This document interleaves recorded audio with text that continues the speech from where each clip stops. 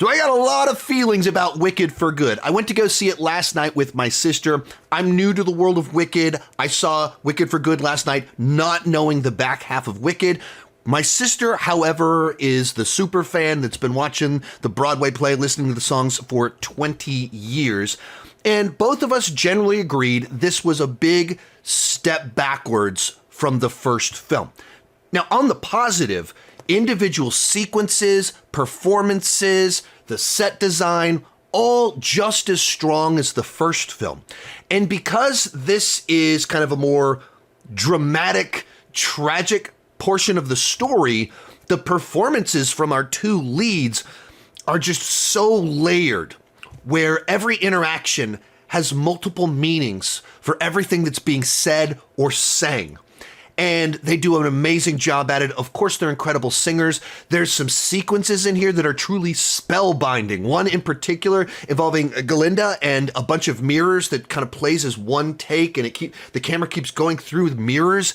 It's so cool, and it's a great example of the tricks you can use in cinema that you're not able to do in a Broadway play that brings new life to something familiar. But the story itself is much clunkier and messier than the first half. First half, nice and clean, characters coming together, romances being formed, and people discovering who they truly are and what they really value. Here, it's doing the aftermath of that while trying to integrate into the plot of The Wizard of Oz, and some of it works and some of it doesn't.